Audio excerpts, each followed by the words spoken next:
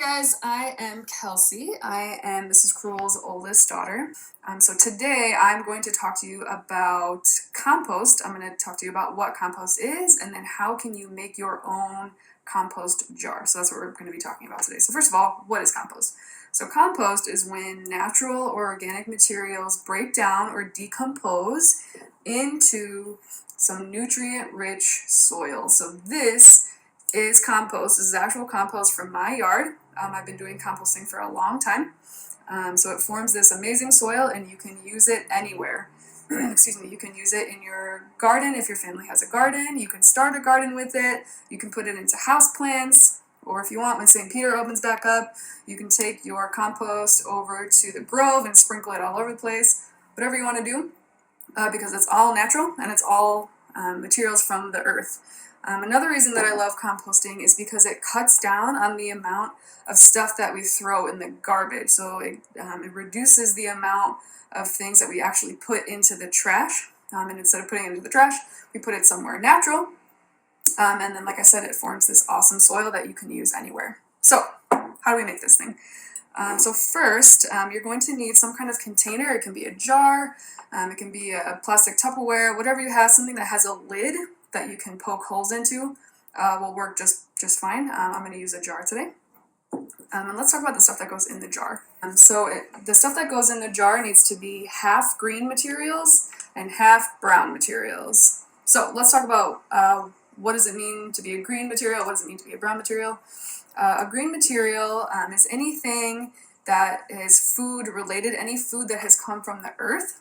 So it can be fruit peels, veggie stems, potato skins, anything like that is considered a green material. So anything that you could eat, all or most of, is considered green.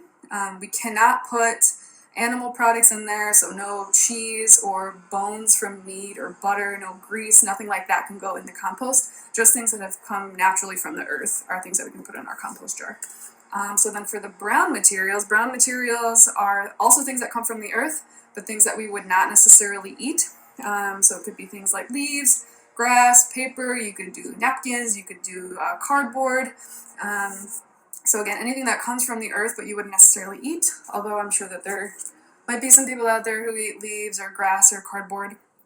I've never tried it, but if you have a good recipe, send it my way. So let's start by layering our jar with green materials and brown materials. I'm actually going to start with some brown material. So I have some old dirt here from a houseplant that ended up dying, but we can reuse the dirt for our jar. So I'm going to take my jar and I'm going to just put a small layer of dirt on the bottom of the jar.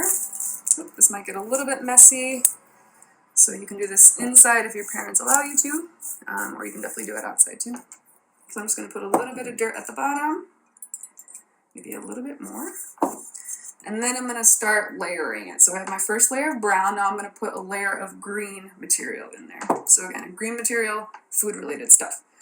So I have this old banana peel that I'm actually going to kind of break up a little bit here to help it fit in the jar a little bit better. Just put it in there like that. And then I'm also going to add this piece of, I think this is an old piece of lettuce or something. I think it may have fallen on the floor and we just didn't end up eating it. So I'm going to break that up and throw that in there also. Then I'm going to add another layer of brown material. So I have this piece of cardboard here. I don't really know what this is from, but it's just in my house, so I'm going to use it. I'm going to tear this up and add my second layer of brown material. And then I also have some wood chips from my yard. And then I have these little grass clippings or leaves. I'm not really sure what they are. Apparently they also have a piece of dog hair in them. But even though these are green, these are considered brown materials because it's not necessarily something that we would eat. So I'm going to add that layer there. Then I'm going to add my next layer of green material. So I have this avocado shell. So obviously we eat the inside of the avocado. Don't need to eat the shell for any reason, so I'm going to tear that up, maybe even a little bit smaller, throw it in there like that. And then I have a lime wedge here, so we squeeze the lime juice, don't need the rest of it for any reason, just going to throw that in there like that. And then I'm going to finish it with one more layer of brown material. So I'm going to tear up some more of this cardboard, whatever will fit. Just put it on top like that. And then I'm going to use the rest of these wood chips and grass clippings just on top. And then I'm going to finish my jar with a layer of this dirt from this dead plant. Put that right there on top. Again, a little bit messy, but not too bad. Okay, so now we have the inside of our compost jar almost completed. There are 3 things that compost needs to break down from something like this to something that looks like this. And those 3 things are oxygen, moisture, and heat. And this is what makes throwing things in compost different than throwing things in the garbage, because when we throw things in the garbage, it does not get these 3 things that it needs in order to break down into soil. It just kind of stays there and starts to decompose in a way that's not so natural. So for our jar, for the moisture part, I have a little bit of water here. You can use water from the faucet, you can use water from the hose, you can use rainwater, whatever works better for you. It's not raining today for the first time in what feels like 10 years, so this is just water from my faucet. So I'm going to put just a little bit of water in here to create that moisture. It doesn't need to be a ton, it doesn't need to be soaked. There's the water, you can see it pooling a little bit at the bottom. That's totally fine. So we got the water part taken care of, the moisture part. Next, we need to make sure that our compost has oxygen, like I said. So whatever container you're using, the lid, we need to be able to poke holes in it like this. So whether you're using a glass jar or a plastic container, whatever it is, just poke holes in it. And then you're going to put that lid on nice and tight like this. Perfect. So we have the moisture part, we have the oxygen part.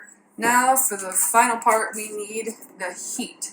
So we don't need to put this in the oven or in the microwave or anything like that. We are going to use nature's best source of heat, nature's best source of energy, and that is the sun. So you're going to take your compost jar and you're going to set it in a window, by a door, wherever you get some sunlight in order for the heat that it needs to start to break it down.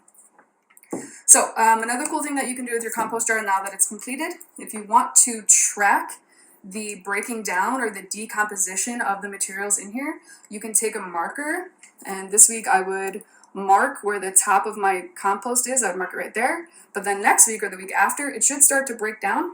So then you can add marks on your jar as it continues to break down until it becomes something like this. So if you want to just leave your jar and observe it for the next couple of weeks, that's cool. If you want your materials to break down a little bit faster, there are a couple things that you can do. If your parents say it's okay, you can add worms to your compost jar. Worms are great for composting because they will eat the organic materials in here, and then their waste is actually going to be this nutrient-rich soil. So you can use worms if you want. You can also give your jar a little bit of a shake or a little bit of a stir once in a while just to mix things up. That will help it break down a little bit faster. Totally optional though. But this is a super fun process. Like I said, it cuts down on the amount of garbage that we have, and then it's also super natural, and you can use this soil anywhere you want. So thank you so much for watching. If you have any questions, definitely reach out to Mrs. Kruel. She can always reach out to me. But thank you for watching, and enjoy your compost jar.